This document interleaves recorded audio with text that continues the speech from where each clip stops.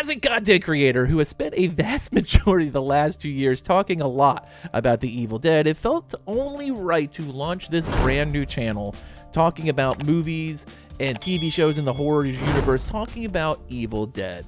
And if there's any series I've spent the most of my time on, that is it. But I've never done my movie rankings, and I'm going to go with all 6 films that are in the Evil Dead film universe. That's Evil Dead 1, Evil Dead 2, Army of Darkness, Drag Me to Hell, Evil Dead 2013, and then finally the brand new Evil Dead Rise. And I'm going to rank them from worst to best, so that way you can see what my thoughts on these films are. Now, I am not going to include Ash vs. the Evil Dead series from Starz because it was kind of its own thing, held in isolation. There was a reason that Ash had to have the wooden hand in the premiere, because they wouldn't allow them to use the metal hand from Army of Darkness, so it's kind of just treated as its own unique thing. It's really bizarre.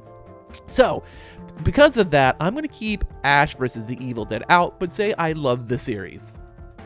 So, we're going to start with what I think is the worst film in the universe, and that's going to be Evil Dead 2013. It is dead last on my list, and when I saw it in 2013, I couldn't stand it in the theater. It was one of the 2 films I ever thought about walking out on. Now, I don't know if that was just because of the fact that I just wasn't ready to deal with Evil Dead universe without Bruce, at least a movie with the Evil Dead name.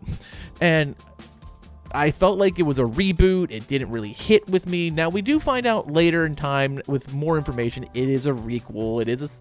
Unfortunately, they just couldn't get Bruce to do that cameo at the end to make it known to everyone it was a requel. Just that groovy at the end of the credits, which doesn't do anything. The movie wastes so much time. They waste the first 45 minutes with Mia just moping around, dealing with kind of being dope sick and not trying to use heroin, and you spend a lot of time, then nothing really happens in the first half of the film until Eric reads out of the Necronomicon. And then it really speeds up, and it's a halfway decent gore fest the second half of the film, but overall the film is tremendously underwhelming for me. And Abomination's fine, but the whole resurrection scene was just really stupid. Even though I enjoy David as a character, it just kind of never hit with me. And when Evil Dead the game was coming out, I was doing a lot of content around all sorts of things in the Evil Dead universe, so I thought it was only fair I would go back and rewatch the one movie I just never had watched again since I saw it in the theater. And when I rewatched it, it still did the exact same for me. And I just know it's just not the film for me. Not to say it's a bad movie, and if you think 2013 deserves to be higher on the list, let me know why, but it just does nothing. Like, every time I watch the movie, I'm just horrifically underwhelmed. It just leaves me not feeling groovy. Number 5. That is going to be, surprisingly enough, Army of Darkness. Now, Army of Darkness is a tremendously fun film, but it does, for me, take a little too much into the goofy and not as much as the horror. Like, I want a balance between the two, and Army of Darkness is a film I've seen 20 times. Like, I've seen Army of Darkness a lot, and I enjoy it for what it is. It is an absolute schlockfest, but it just, as a film, just never really kind of met up to the Evil Dead standards, in my opinion. Number 4. That is going to be, for me, Drag Me to Hell. Drag Me to Hell is a very strong film as a standalone, and now has an upcoming sequel from Sam. He's returning to the world of Christine Brown. Obviously, she won't be there, I think. But who knows? Who knows what they're going to do? It's a very interesting. Justin Long's magnificent. There's so many great scenes that is just ripped out of Evil Dead 2, in my opinion. If you enjoy Evil Dead 2, you will love Drag Me to Hell. And it's just one of those movies that every time I watch it, the battles between the Lamia and Christine, or the interactions and battles between Ganush and Christine, are just hilarious, and that plays out for the entire movie. The cemetery scene is one of the finest pieces of Evil Dead universe, hands down. I had thought about putting it above the next film, but you know what, I just can't move it over what is number 3 for me, and that is Evil Dead 1. Evil Dead 1 is a classic horror film done on a shoestring budget with a bunch of unknowns, and it did everything you wanted it to do, and it brought you into the Evil Dead universe, this world that Sam and Bruce have now crafted for 40 years. Like, it's ridiculous what this has done for the world, and what is done for everyone who's a huge fan of the series. It's a great horror film.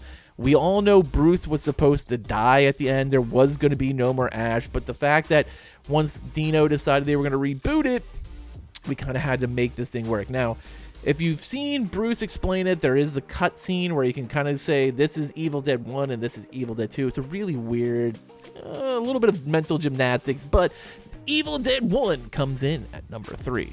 So that leaves 2 films left, and I'm going to say number 2 is Evil Dead Rise. Evil Dead Rise for me was such a surprise because maybe it's because my expectations were low after 2013, but it hit on everything. It hit on throwbacks. It hit on callbacks to the original series. Like, the eyeball is amazing.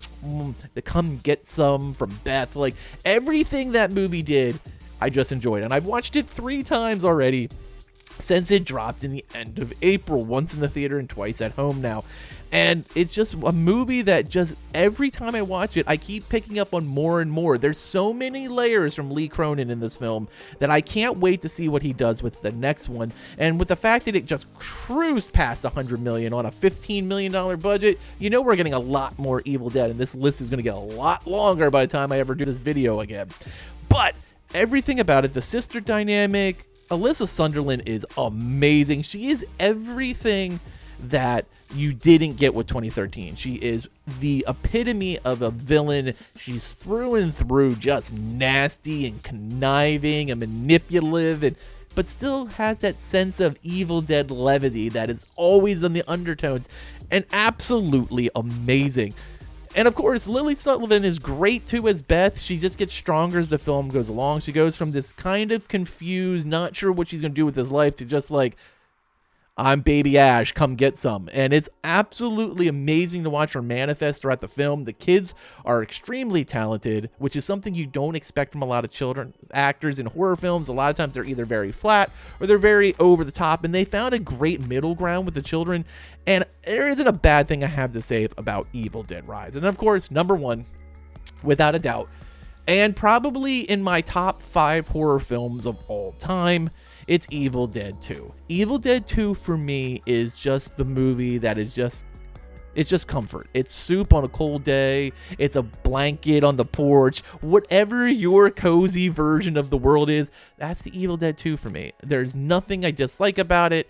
I love the Bobby Joe and Jake interactions. I love the possessions. I love Join Us. I love Applehead. I love it all. I love Annie sacrificing herself to read the book and then getting stabbed in the back, and the vortex opens and the trees are running, and there's really nothing I dislike about Evil Dead 2. It is a fun film from start to finish. Even though you have that Evil Dead 1 feel, it feels fresh.